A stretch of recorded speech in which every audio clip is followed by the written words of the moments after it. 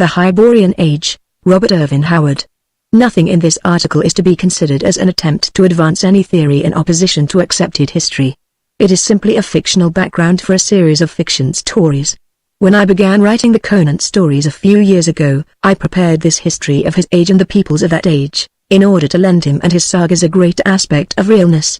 And I found that by adhering to the facts and spirit of that history, in writing the stories, it was easier to visualize, and therefore to present him as a real flesh and blood character rather than a ready-made product.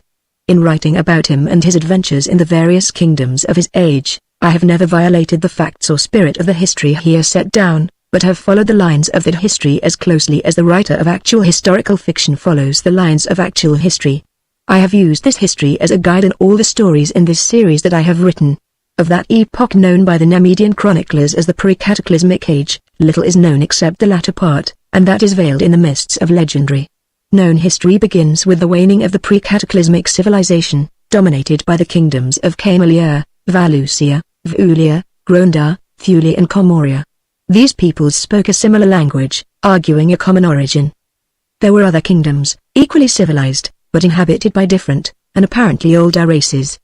The barbarians of that age were the Picts, who lived on islands far out on the Western Ocean, the Adantines, who dwelt on a small continent between the Pictish Islands and the main, Arthurian continent, and the Lemurians, who inhabited a chain of large islands in the Eastern Hemisphere. There were vast regions of unexplored land. The civilized kingdoms, though enormous in extent, occupied a comparatively small portion of the whole planet. Valusia was the westernmost kingdom of the Thurian continent, Grondar the easternmost. East of Grondar, whose people were less highly cultured than those of their kindred kingdoms, stretched a wild and barren expanse of deserts. Among the less arid stretches of desert, in the jungles, and among the mountains, lived scattered clans and tribes of primitive savages. Far to the south there was a mysterious civilization, unconnected with the Thurian culture, and apparently pre-human in its nature. On the far eastern shores of the continent there lived another race, human, but mysterious and non-Thurian, with which the Lemurians from time to time came in contact. They apparently came from a shadowy and nameless continent lying somewhere east of the Lemurian islands. The Thurian civilization was crumbling, their armies were composed largely of barbarian mercenaries. Picts, Atlantines and Lemurians were their generals, their statesmen, often their kings. Of the bickerings of the kingdoms, and the wars between Valusia and Comoria, as well as the conquests by which the Atlantines founded a kingdom on the mainland, there were more legends than accurate history. Then the cataclysm rocked the world. Atlantis and Lemuria sank, and the Pictish Islands were heaved up to form the mountain peaks of a new continent. Sections of the Thurian continent vanished under the waves, or sinking, formed great inland lakes and seas.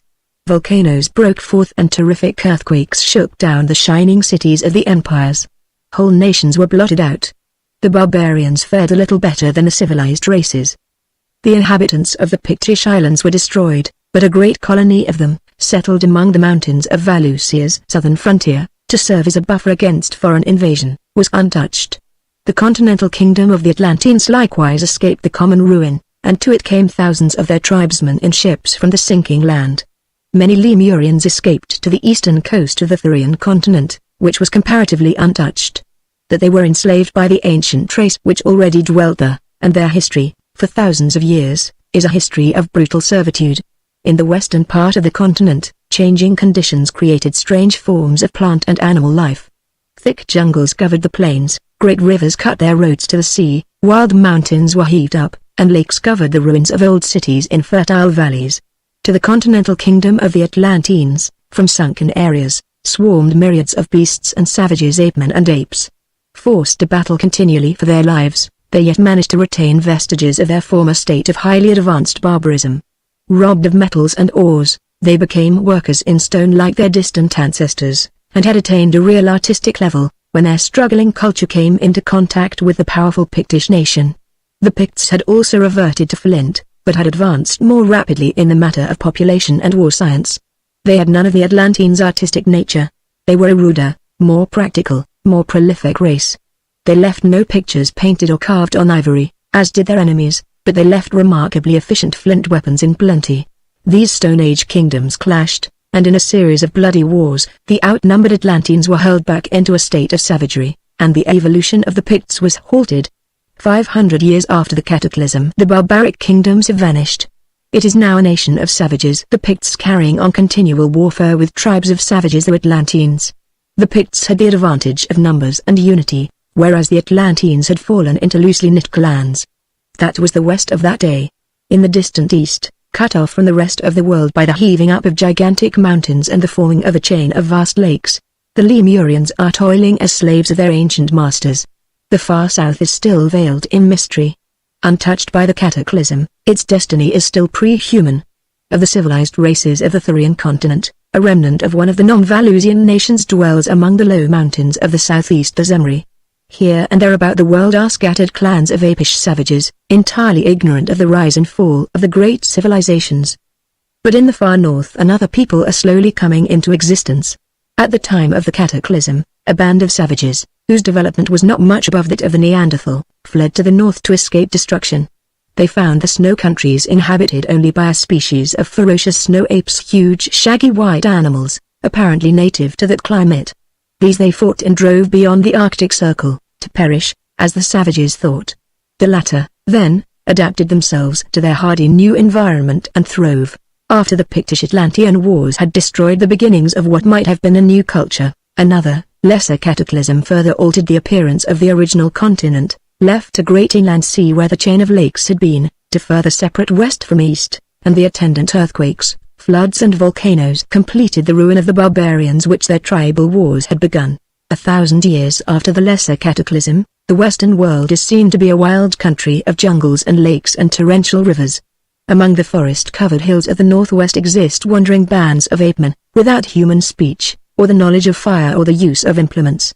They are the descendants of the Atlanteans, sunk back into the squalling chaos of jungle bestiality from which ages ago their ancestors so laboriously crawled. To the southwest dwell scattered clans of degraded, cave-dwelling savages, whose speech is of the most primitive form, yet who still retain the name of Picts, which has come to mean merely a term designating men themselves, to distinguish them from the true beasts with which they contend for life and food. It is their only link with their former stage. Neither the squalid Picts nor the apish Atlanteans have any contact with other tribes or peoples. Far to the east, the Lemurians, leveled almost to a bestial plane themselves by the brutishness of their slavery, have risen and destroyed their masters. They are savages stalking among the ruins of a strange civilization. The survivors of that civilization, who have escaped the fury of their slaves, have come westward. They fall upon that mysterious pre-human kingdom of the south and overthrow it, substituting their own culture, modified by contact with the older one. The newer kingdom is called Stygia, and remnants of the older nation seem to have survived, and even been worshipped, after the race as a whole had been destroyed. Here and there in the world small groups of savages are showing signs of an upward trend. These are scattered and unclassified. But in the north, the tribes are growing. These people are called Hyborians, or Hybori. Their god was Bori, some great chief, whom legend made even more ancient as the king who led them into the north, in the days of the great cataclysm, which the tribes remember only in distorted folklore. They have spread over the north, and are pushing southward in leisurely treks. So far they have not come in contact with any other races, their wars have been with one another. 1,500 years in the north country have made them a tall, tawny-haired, grey-eyed race, vigorous and warlike, and already exhibiting a well-defined artistry and poetism of nature. They still live mostly by the hunt, but the southern tribes have been raising cattle for some centuries.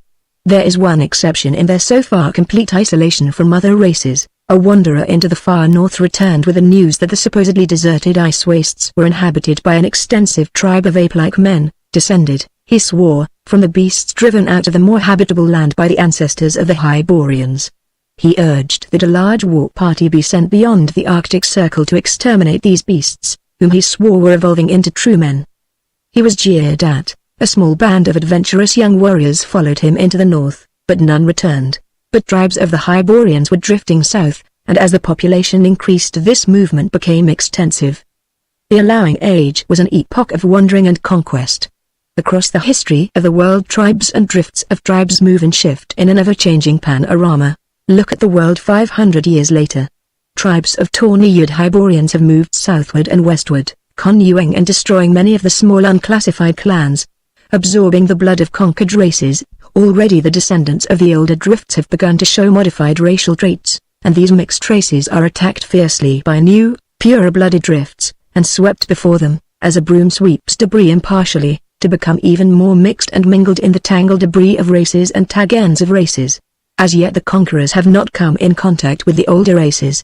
To the southeast the descendants of the Zemri, given impetus by new blood resulting from admixture with some unclassified tribe, are beginning to seek to revive some faint shadow of their ancient culture. To the west the apish Atlanteans are beginning the long climb upward.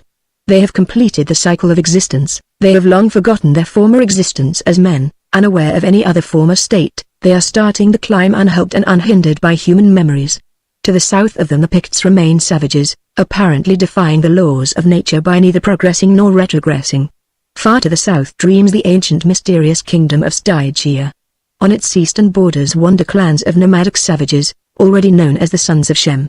Next to the Picts, in the broad valley of Zing, protected by great mountains, a nameless band of primitives, tentatively classified as akin to the Shemites, has evolved an advanced agricultural system and existence.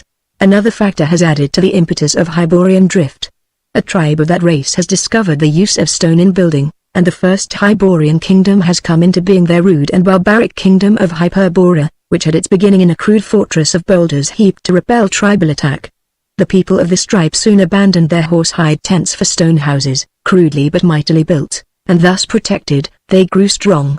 There are few more dramatic events in history than the rise of the rude, fierce kingdom of Hyperborea, whose people turned abruptly from their nomadic life to rear dwellings of naked stone, surrounded by cyclopean walls. A race scarcely emerged from the polished Stone Age, who had by a freak of chance, learned the first rude principles of architecture. The rise of this kingdom drove forth many other tribes, for, defeated in the war, or refusing to become tributary to their castle-dwelling kinsmen, many clans set forth on long treks that took them halfway round the world. And already the more northern tribes are beginning to be harried by gigantic blonde savages, not much more advanced than ape-men. The tale of the next 1,000 years is the tale of the rise of the Hyborians, whose warlike tribes dominate the Western world. Rude kingdoms are taking shape. The tawny-haired invaders have encountered the Picts, driving them into the barren lands of the West. To the northwest, the descendants of the Atlanteans, climbing unaided from apedom into primitive savagery, have not yet met the conquerors. Far to the east the Lemurians are evolving a strange semi-civilization of their own. To the south the Hyborians have founded the kingdom of Koth, on the borders of those pastoral countries known as the lands of Shem, and the savages of those lands, partly through contact with the Hyborians, partly through contact with the Stygians who have ravaged them for centuries, are emerging from barbarism. The blonde savages of the far north have grown in power and numbers so that the northern Hyborian tribes move southward, driving their kindred clans before them. The ancient kingdom of Hyperborea is overthrown by one of these northern tribes, which, however, retains the old name. Southeast of Hyperborea a kingdom of the Zemri has come into being, under the name of Zamora. To the southwest, a tribe of Picts have invaded the fertile valley of Zing, conquered the agricultural people there, and settled among them. This mixed race was in turn conquered later by a roving tribe of Hybori, and from these mingled elements came the kingdom of Zingara. 500 years later the kingdoms of the world are clearly defined. The kingdoms of the Hyborians Aquilonia, Numidia, Brithunia, Hyperborea, Koth, Offa, Argos, Corinthia, and one known as the Border Kingdom dominate the Western world. Zamora lies to the east, and Zingara to the southwest of these kingdoms. People alike in darkness of complexion and exotic habits, but otherwise unrelated. Far to the south sleeps Stygia, untouched by foreign invasion, but the peoples of Shem have exchanged the Stygian yoke for the less galling one of Koth. The dusky masters have been driven south of the great river Styx, Nilus, or Nile, which, flowing north from the shadowy hinterlands, turns almost at right angles and flows almost due west through the pastoral meadowlands of Shem, to empty into the Great Sea. North of Aquilonia, the westernmost Hyborian kingdom, are the Cimmerians, ferocious savages, untamed by the invaders, but advancing rapidly because of contact with them. They are the descendants of the Atlanteans, now progressing more steadily than their old enemies the Picts, who dwell in the wilderness west of Aquilonia. Another 5 centuries and the Hybori peoples are the possessors of a civilization so virile that contact with it virtually snatched out of the wallow of savagery such tribes as it touched. The most powerful kingdom is Aquilonia, but others vie with it in strength and mixed race. The nearest to the ancient root stock are the Gundermen of Gunderland, a northern province of Aquilonia. But this mixing has not weakened the race. They are supreme in the Western world, though the barbarians of the wastelands are growing in strength. In the north, golden-haired, blue-eyed barbarians, descendants of the blonde Arctic savages, have driven the remaining Hyborian tribes out of the snow countries, except the ancient kingdom of Hyperborea, which resists their onslaught. Their country is called Nordheim, and they are divided into the red-haired Vanir of Vanaheim, and the yellow-haired Ezza of Asgard. Now the Lemurians enter history again as Hyrcanians. Through the centuries they have pushed steadily westward, and now a tribe skirts the southern end of the great inland sea Violet and establishes the kingdom of Turin on the southwestern shore. Between the inland sea and the eastern borders of the native kingdoms lie vast expanses of steppes, and in the extreme north and extreme south, deserts. The non-Hyrcanian dwellers of these territories are scattered and pastoral, unclassified in the north, Shemitish in the south, aboriginal, with a thin strain of Hyborian blood from wandering conquerors. Toward the latter part of the period other Hyrcanian clans push westward, around the northern extremity of the inland sea, and clash with the eastern outposts of the Hyperboreans. Glance briefly at the peoples of that age. The dominant of Hyborians are no longer uniformly tawny-haired and grey-eyed. They have mixed with other races. There is a strong Shemitish, even a Stygian strain among the peoples of Koth, and to a lesser extent, of Argos, while in the case of the latter, admixture with the Zingarans has been more extensive than with the Shemites. The eastern Brythunians have intermarried with the dark-skinned Zamorians, and the people of southern Aquilonia have mixed with the brown Zingarans until black hair and brown eyes are the dominant type. Hypoeton, the southernmost province. The ancient kingdom of Hyperborea is more aloof than the others, yet there is alien blood in plenty in its veins, from the capture of foreign women Hyrcanians, Ezza and Zamorians. Only in the province of Gunderland, where the people keep no slaves, is the pure Hyborian stock found unblemished. But the barbarians have kept their bloodstream pure. The Cimmerians are tall and powerful, with dark hair and blue or grey eyes. The people of Nordheim are of similar build, but with white skins, blue eyes and golden or red hair. The Picts are of the same type as they always were, short, very dark, with black eyes and hair. The Hyrcanians are dark and generally tall and slender, though a squat slant-eyed type is more and more common among them, resulting from mixture with a curious race of intelligent, though stunted, aborigines, conquered by them among the mountains east of Violet, on their westward drift. The Shemites are generally of medium height, though sometimes when mixed with Stygian blood, gigantic, broadly and strongly built, with hook noses, dark eyes and blue-black hair. The Stygians are tall and well-made, dusky, straight-featured. At least the ruling classes are of the type. The lower classes are a downtrodden, mongrel horde, a mixture of Negroid, Stygian, Shemitish, even Hyborian bloods. South of Stygia are the vast black kingdoms of the Amazons, the Cushites, the Atlayans and the hybrid empire of Zimbabwe. Between Aquilonia and the Pictish wilderness lie the Bosonian marches, peopled by descendants of an aboriginal race, conquered by a tribe of Hyborians, early in the first stages of the Hyborian drift. This mixed people never attained the civilization of the purer Hyborians, and was pushed by them to the very fringe of the civilized world. The Bosonians are of medium height and complexion, their eyes brown or grey, and they are mesocephalic. They live mainly by agriculture, in large walled villages, and are part of the Aquilonian kingdom. Their marches extend from the border kingdom in the north to Zingara in the southwest, forming a bulwark for Aquilonia against both the Cimmerians and the Picts. They are stubborn defensive fighters, and centuries of warfare against northern and western barbarians have caused them to evolve a type of defense almost impregnable against direct attack. 500 years later the Hyborian civilization was swept away. Its fall was unique in that it was not brought about by internal decay, but by the growing power of the barbarian nations and the Hyrcanians. The Hyborian peoples were overthrown while their vigorous culture was in its prime. Yet it was Aquilonia's greed which brought about that overthrow, though indirectly. Wishing to extend their empire, her kings made war on their neighbors. Zingara, Argos and Offa were annexed outright, with the western cities of Shem, which had, with their more eastern kindred, recently thrown off the yoke of Koth. Koth itself, with Corinthia and the eastern Shemitish tribes, was forced to pay Aquilonia tribute and lend aid in wars. An ancient feud had existed between Aquilonia and Hyperborea, and the latter now marched to meet the armies of her western rival.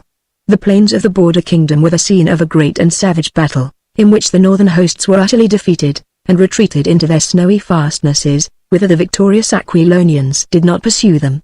Numidia, which had successfully resisted the western kingdom for centuries, now drew Brithunia and Zamora, and secretly, Koth, into an alliance which bade fair to crush the rising empire.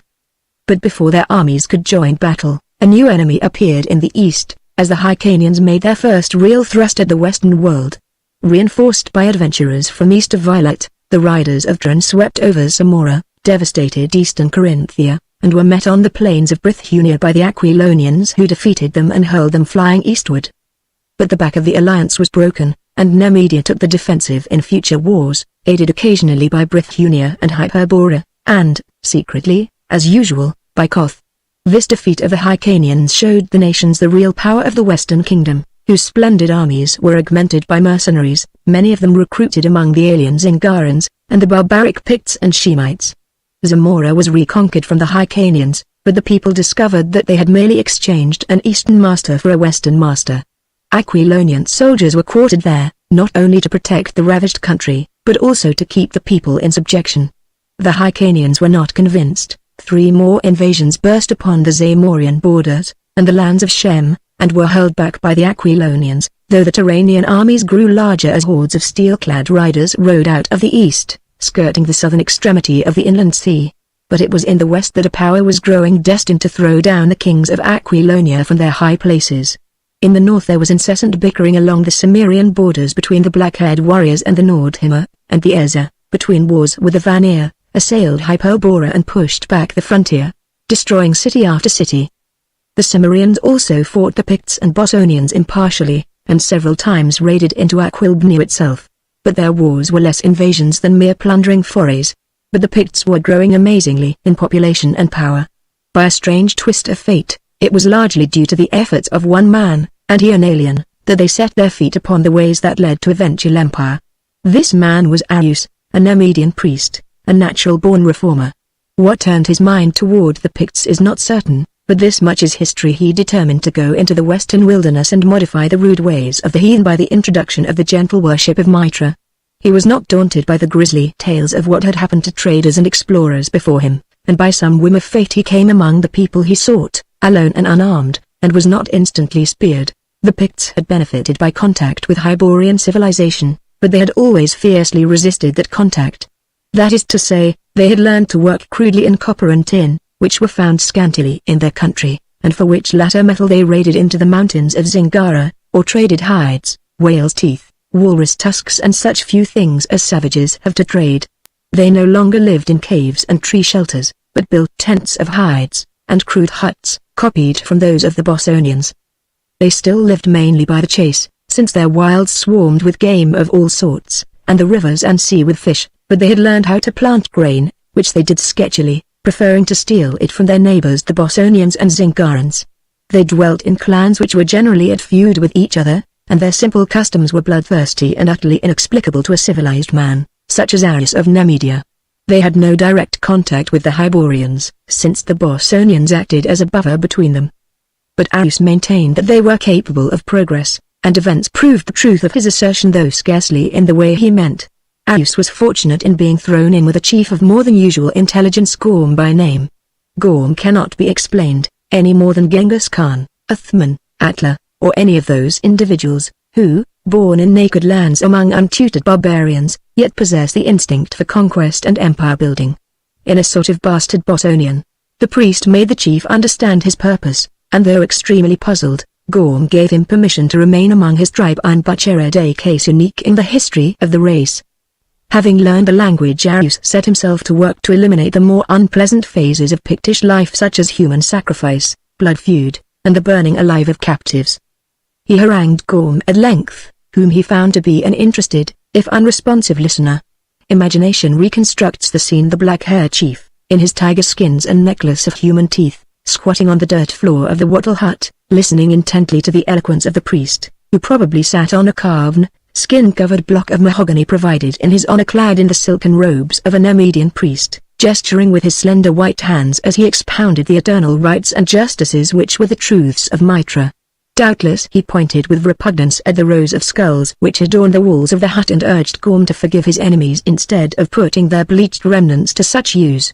Arius was the highest product of an innately artistic race, refined by centuries of civilization. Gorm had behind him a heritage of 100,000 years of screaming savagery. The pad of the tiger was in his stealthy step, the grip of the gorilla in his black-nailed hands, the fire that burns in a leopard's eyes burned in his.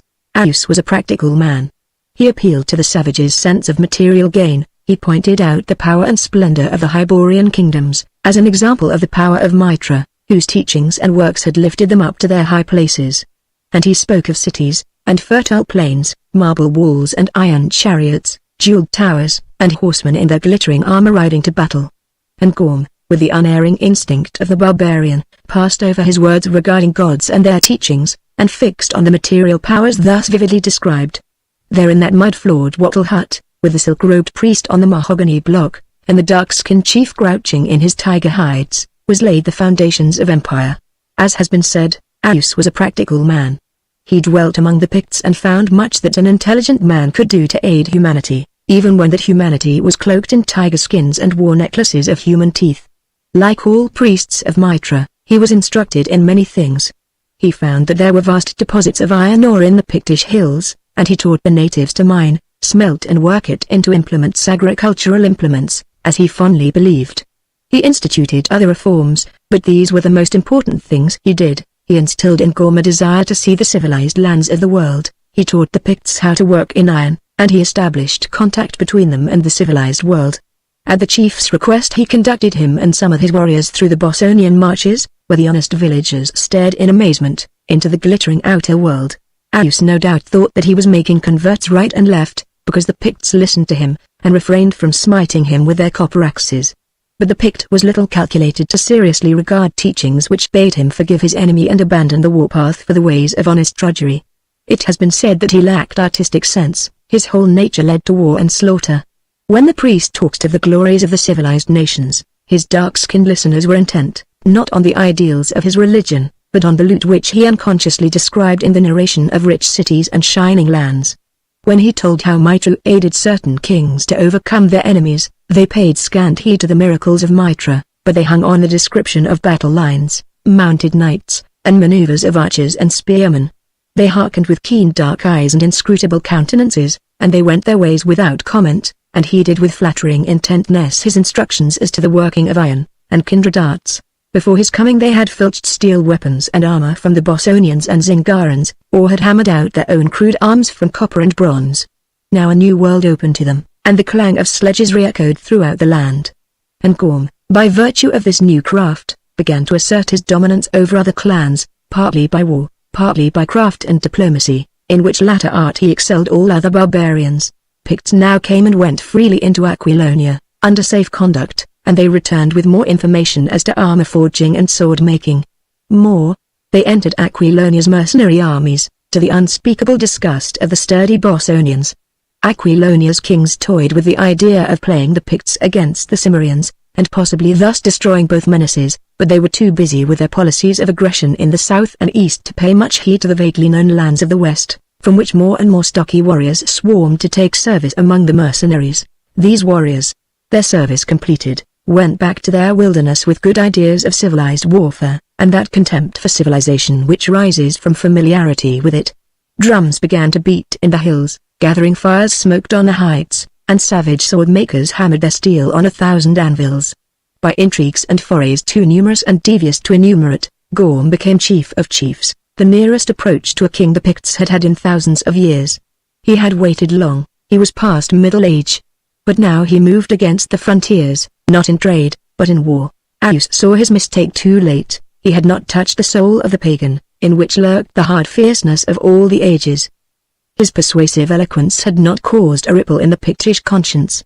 Gorm wore a corselet of silvered mail now, instead of the tiger skin, but underneath he was unchanged, the everlasting barbarian, unmoved by theology or philosophy, his instincts fixed unerringly on rapine and plunder. The Picts burst on the Bosonian frontiers with fire and sword, not clad in tiger skins and brandishing copper axes as of yore, but in scale mail, wielding weapons of keen steel.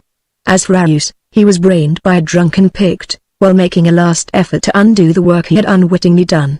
Gorm was not without gratitude. He caused the skull of the slayer to be set on the top of the priest's ken. And it is one of the grim ironies of the universe that the stones which covered Ayus's body should have been adorned with that last touch of barbarity above a man to whom violence and blood vengeance were revolting. But the newer weapons and mail were not enough to break the lines. For years the superior armaments and sturdy courage of the Bosonians held the invaders at bay, aided, when necessary, by imperial Aquilonian troops. During this time the Hyrcanians came and went, and Zamora was added to the empire. Then treachery from an unexpected source broke the Bosonian lines. Before chronicling this treachery, it might be well to glance briefly at the Aquilonian Empire. Always a rich kingdom, untold wealth had been rolled in by conquest, and sumptuous splendor had taken the place of simple and hardy living. But degeneracy had not yet sapped the kings and the people. Though clad in silks and cloth of gold, they were still a vital, virile race. But arrogance was supplanting their former simplicity. They treated less powerful people with growing contempt, levying more and more tributes on the conquered. Argos, Zingara, Offa, Zamora and the Shemite countries were treated as subjugated provinces, which was especially galling to the proud Zingarans, who often revolted, despite savage retaliations. Koth was practically tributary, being under Aquilonia's protection against the Hyrcanians. But Nemedia the Western Empire had never been able to subdue, although the latter's triumphs were of a defensive sort, and were generally attained with the aid of Hyborian armies. During this period Aquilonia's only defeats were, her failure to annex Nemedia, the rout of an army sent into Cimmeria, and the almost complete destruction of an army by the Eza. Just as the Hyrcanians found themselves unable to withstand the heavy cavalry charges of the Aquilonians, so the latter, invading the snow countries, were overwhelmed by the ferocious hand-to-hand fighting of the Nordics. But Aquilonia's conquests were pushed to the Nilus, where a Stygian army was defeated with great slaughter, and the king of Stygia sent tribute once at least to divert invasion of his kingdom. Bithynia was reduced in a series of whirlwind wars, and preparations were made to subjugate the ancient rival at last Nemedia. With their glittering hosts greatly increased by mercenaries, the Aquilonians moved against their old-time foe, and it seemed as if the thrust were destined to crush the last shadow of Nemedian independence. But contentions arose between the Aquilonians and their Bosonian auxiliaries. As the inevitable result of imperial expansion, the Aquilonians had become haughty and intolerant. They derided the ruder, unsophisticated Bosonians, and hard feeling grew between them, the Aquilonians despising the Bosonians and the latter resenting the attitude of their masters who now boldly called themselves such, and treated the Bosonians like conquered subjects, taxing them exorbitantly, and conscripting them for their wars of territorial expansion, wars the profits of which the Bosonians shared little. Scarcely enough men were left in the marches to guard the frontier, and hearing of Pictish outrages in their homelands, whole Bosonian regiments quit the Nemedian campaign and marched to the western frontier, where they defeated the dark-skinned invaders in a great battle. This desertion, however, was the direct cause of Aquilonia's defeat by the desperate Nemedians, and brought down on the Bosonians the cruel wrath of the imperialists, intolerant and short-sighted as imperialists invariably are. Aquilonian regiments were secretly brought to the borders of the marches. The Bosonian chiefs were invited to attend a great conclave, and, in the guise of an expedition against the Picts, bands of savage Shemitish soldiers were quartered among the unsuspecting villagers. The unarmed chiefs were massacred, the Shemites turned on their stunned hosts with torch and sword, and the armored imperial hosts were hurled ruthlessly on the unsuspecting people. From north to south the marches were ravaged and the Aquilonian armies marched back from the borders, leaving a ruined and devastated land behind them. And then the Pictish invasion burst in full power along those borders. It was no mere raid, but the concerted rush of a whole nation, led by chiefs who had served in Aquilonian armies, and planned and directed by Gorman Old Man now, but with the fire of his fierce ambition undimmed. This time there were no strong walled villages in their path, manned by sturdy archers, to hold back the rush until the imperial troops could be brought up.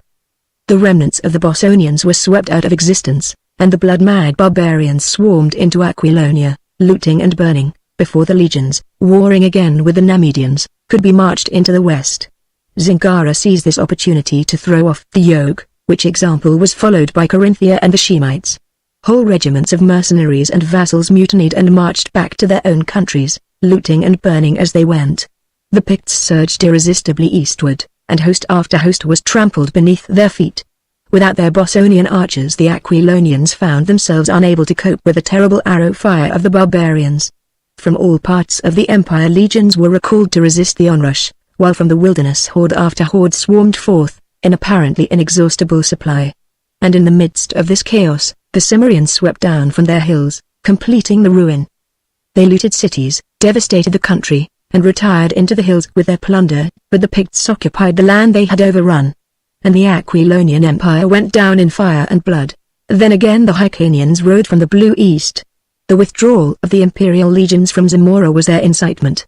Zamora fell easy prey to their thrusts, and the Hyrcanian king established his capital in the largest city of the country. This invasion was from the ancient Hyrcanian kingdom of Turan, on the shores of the inland sea, but another, more savage Hyrcanian thrust came from the north. Hosts of steel-clad riders galloped around the northern extremity of the inland sea, traversed the icy deserts, entered the steppes, driving the aborigines before them, and launched themselves against the western kingdoms. These newcomers were not at first allies with the Turanians, but skirmished with them as with the Hyborians. New drifts of eastern warriors bickered and fought, until all were united under a great chief, who came riding from the very shores of the Eastern Ocean. With no Aquilonian armies to oppose them, they were invincible. They swept over and subjugated Bithynia, and devastated southern Hyperborea, and Corinthia. They swept into the Cimmerian hills, driving the black-haired barbarians before them. But among the hills, where cavalry was less effectual, the Cimmerians turned on them, and only a disorderly retreat, at the end of a whole day of bloody fighting, saved the Hyrcanian hosts from complete annihilation. While these events had been transpiring, the kingdoms of Shem had conquered their ancient master, Koth, and had been defeated in an attempted invasion of Stygia. But scarcely had they completed their degradation of Koth, when they were overrun by the Hyrcanians, and found themselves subjugated by sterner masters than the Hyborians had ever been. Meanwhile the Picts had made themselves complete masters of Aquilonia, practically blotting out the inhabitants. They had broken over the borders of Zingara, and thousands of Zingarans, fleeing the slaughter into Argos, threw themselves on the mercy of the westward sweeping Hyrcanians, who settled them in Zamora as subjects. Behind them as they fled, Argos was enveloped in the flame and slaughter of Pictish conquest, and the slayers swept into Offa and clashed with the westward riding Hyrcanians. The latter, after their conquest of Shem, had overthrown a Stygian army at the Nilus and overrun the country as far south as the Black Kingdom of Amazon, of whose people they brought back thousands as captives, settling them among the Shemites. Possibly they would have completed their conquests in Stygia, adding it to their widening empire, but for the fierce thrusts of the Picts against their western conquests, Numidia, unconquerable by Hyborians, reeled between the riders of the east and the swordsmen of the west, when a tribe of Ezer, wandering down from their snowy lands, came into the kingdom, and were engaged as mercenaries. They proved such able warriors that they not only beat off the Hyrcanians, but halted the eastward advance of the Picts. The world at that time presents some such picture: a vast Pictish empire, wild, rude and barbaric, stretches from the coasts of Vanaheim in the north to the southernmost shores of Zingara. It stretches east to include all Aquilonia except Gunderland, the northernmost province, which, as a separate kingdom in the hills, survived the fall of the empire, and still maintains its independence. The Pictish Empire also includes Argos, Offa, the western part of Koth, and the westernmost lands of Shem. Opposed to this barbaric empire is the empire of the Hyrcanians, of which the northern boundaries are the ravaged lines of Hyperborea, and the southern, the deserts south of the lands of Shem. Zamora, Bithynia, the border kingdom, Corinthia, most of Koth, and all the eastern lands of Shem are included in this empire. The borders of Cimmeria are intact. Neither Pict nor Hyrcanian has been able to subdue these warlike barbarians. Numidia, dominated by the Ezer mercenaries, resists all invasions. In the north Nordheim, Cimmeria and Numidia separate the conquering races, but in the south, Koth has become a battleground where Picts and Hyrcanians war incessantly. Sometimes the eastern warriors expel the barbarians from the kingdom entirely, again the plains and cities are in the hands of the western invaders. In the far south, Stygia, shaken by the Hyrcanian invasion, is being encroached upon by the great black kingdoms. And in the far north, the Nordic tribes are restless, warring continually with the Cimmerians, and sweeping the Hyperborean frontiers. Gorm was slain by Hjalmar, a chief of the Numidian Ulza. He was a very old man, nearly 100 years old. In the 75 years which had elapsed since he first heard the tale of empires from the lips of Arus, a long time in the life of a man, but a brief space in the tale of nations. He had welded an empire from straying savage clans. He had overthrown a civilization. He who had been born in a mud-walled, wattle-roofed hut, in his old age sat on golden thrones, and gnawed joints of beef presented to him on golden dishes by naked slave girls who were the daughters of kings. Conquest and the acquiring of wealth altered not the Pict. Out of the ruins of the crushed civilization no new culture arose phoenix-like. The dark hands which shattered the artistic glories of the conquered never tried to copy them. Though he sat among the glittering ruins of shattered palaces and clad his hard body in the silks of vanquished kings, the Pict remained the eternal barbarian, ferocious, elemental, interested only in the naked primal principles of life, unchanging, unerring in his instincts which were all for war and plunder, and in which arts and the cultured progress of humanity had no place. Not so with the Ezza who settled in Nemedia. These soon adopted many of the ways of their civilized allies, modified powerfully, however, by their own intensely virile and alien culture. For a short age Pict and Hyrcanian snarled at each other over the ruins of the world they had conquered. Then began the glacier ages, and the great Nordic drift. Before the southward moving ice fields the northern tribes drifted, driving kindred clans before them. The Wypound blotted out the ancient kingdom of Hyborian, and across its ruins came to grips with the Hyrcanians. Nemedia had already become a Nordic kingdom, ruled by the descendants of the Ezza mercenaries. Driven before the onrushing tides of Nordic invasion, the Cimmerians were on the march, and neither army nor city stood before them. They surged across and completely destroyed the kingdom of Gunderland, and marched across ancient Aquilonia, hewing their irresistible way through the Pictish hosts. They defeated the Nordic Nemedians and sacked some of their cities, but did not halt. They continued eastward, overthrowing a Hyrcanian army on the borders of Brithunia. Behind them hordes of Ulza and Vanir swarmed into the lands, and the Pictish Empire reeled beneath their strokes. Nemedia was overthrown, and the half-civilized Nordics fled before their wilder kinsmen, leaving the cities of Nemedia ruined and deserted. These fleeing Nordics, who had adopted the name of the older kingdom, and to whom the term Nemedian henceforth refers, came into the ancient land of Koth, expelled both Picts and Hyrcanians, and aided the people of Shem to throw off the Hyrcanian yoke. All over the Western world, the Picts and Hyrcanians were staggering before this younger, fiercer people. A band of Ulza drove the eastern riders from Brithunia and settled with themselves, adopting the name for themselves. The Nordics who had conquered Hyperborea assailed their eastern enemies so savagely that the dark-skinned descendants of the Lemurians retreated into the steppes, pushed irresistibly back toward Vilite. Meanwhile the Cimmerians, wandering southeastward, destroyed the ancient Hyrcanian kingdom of Turin, and settled on the southwestern shores of the inland sea. The power of the eastern conquerors was broken. Before the attacks of the Nordmran the Cimmerians, they destroyed all their cities, butchered such captives as were not fit to make the long march, and then, herding thousands of slaves before them, rode back into the mysterious east, skirting the northern edge of the sea, and vanishing from Western history, until they rode out of the east again, thousands of years later, as Huns, Mongols, Tatars and Turks. With them in their retreat went thousands of Zamorians and Zingarans, who were settled together far to the east, formed a mixed race, and emerged ages afterward as gypsies. Meanwhile, also, a tribe of Vanir adventurers had passed along the Pictish coast southward, ravaged ancient Zingara, and come into Stygia, which, oppressed by a cruel aristocratic ruling class, was staggering under the thrusts of the Black Kingdoms to the south. The red-haired Vanir led the slaves in a general revolt, overthrew the reigning class, and set themselves up as a caste of conquerors. They subjugated the northernmost Black Kingdoms, and built a vast southern empire, which they called Egypt. From these red-haired conquerors the earlier pharaohs boasted descent. The Western world was now dominated by Nordic barbarians. The Picts still held Aquilonia and part of Zingara, and the western coast of the continent. But east of Vilite, and from the Arctic Circle to the lands of Shem, the only inhabitants were roving tribes of Nordmran, excepting the Cimmerians, settled in the old Turanian kingdom. There were no cities anywhere, except in Stygia and the lands of Shem.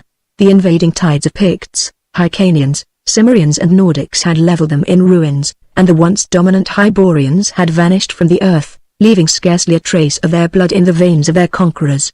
Only a few names of lands, tribes and cities remained in the languages of the barbarians, to come down through the centuries connected with distorted legend and fable, until the whole history of the Hyborian age was lost sight of in a cloud of myths and fantasies.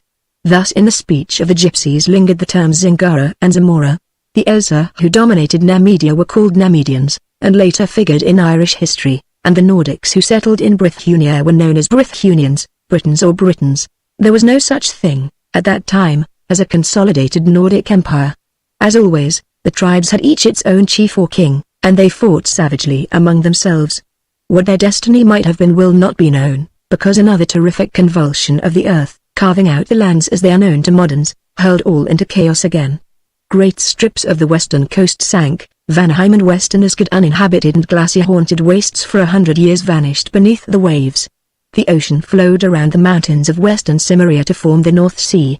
These mountains became the islands later known as England, Scotland and Ireland, and the waves rolled over what had been the Pictish wilderness and the Bossonian marshes. In the north the Baltic Sea was formed, cutting Asgard into the peninsulas later known as Norway, Sweden and Denmark, and far to the south the Stygian continent was broken away from the rest of the world, on the line of cleavage formed by the river Nilus in its westward trend. Over Argos, western Koth and the western lands of Shem, washed the blue ocean men later called the Mediterranean. But where land sank elsewhere, a vast expanse west of Stygia rose out of the waves, forming the whole western half of the continent of Africa. The buckling of the land thrust up great mountain ranges in the central part of the northern continent. Whole Nordic tribes were blotted out, and the rest retreated eastward. The territory about the slowly drying inland sea was not affected, and there, on the western shores, the Nordic tribes began a pastoral existence, living in more or less peace with the Cimmerians, and gradually mixing with them. In the west the remnants of the Picts, reduced by the cataclysm once more to the status of Stone Age savages, began, with the incredible virility of their race, once more to possess the land, until, at a later age, they were overthrown by the westward drift of the Cimmerians and Nordics. This was so long after the breaking up of the continent that only meaningless legends told of former empires. This drift comes within the reach of modern history and need not be repeated. It resulted from a growing population which thronged the steppes west of the inland sea, which still later, much reduced in size, was known as the Caspian to such an extent that migration became an economic necessity. The tribes moved southward, northward and westward, into those lands now known as India, Asia Minor and Central and Western Europe. They came into these countries as Aryans. But there were variations among these primitive Aryans, some of which are still recognized today, others which have long been forgotten. The Blondocaeans, Gauls and Britons, for instance, were descendants of pure-blooded Eza. The Nemedians of Irish legendary were the Nemedian Eza. The Danes were descendants of pure-blooded Vanir, the Goths ancestors of the other Scandinavian and Germanic tribes, including the Anglo-Saxons, were descendants of a mixed race whose elements contained Vanir, Eza and Cimmerian strains. The Gaels, ancestors of the Irish and Highland Scotch, descended from pure-blooded Cimmerian clans. The Cymric tribes of Britain were a mixed Nordic Cimmerian race which preceded the purely Nordic Britons into the Isles, and thus gave rise to a legend of Gaelic priority. The Cimbri who fought Rome were of the same blood, as well as the Gimri of the Assyrians and Grecians, and Gomer of the Hebrews. Other clans of the Cimmerians adventured east of the drying inland sea, and a few centuries later mixed with Hyrcanian blood, returned westward as Scythians. The original ancestors of the Gaels gave their name to modern Crimea. The ancient Sumerians had no connection with the Western race. They were a mixed people, of Hyrcanian and Shemitish bloods, who were not taken with the conquerors in their retreat. Many tribes of Shem escaped that captivity, and from pure-blooded Shemites, or Shemites mixed with Hyborian or Nordic blood, were descended the Arabs, Israelites, and other straighter-featured Semites. The Canaanites, or Alpine Semites, trace their descent from Shemitish ancestors mixed with the Cushites settled among them by their Hyrcanian masters. The Elamites were a typical race of this type. The short, thick-limbed Etruscans, base of the Roman race, were descendants of a people of mixed Stygian, Hyrcanian and Pictish strains, and originally lived in the ancient kingdom of Koth. The Hyrcanians, retreating to the eastern shores of the continent, evolved into the tribes later known as Tatars, Huns, Mongols and Turks. The origins of other races of the modern world may be similarly traced. In almost every case, older far than they realize, their history stretches back into the mists of the forgotten Hyborian age.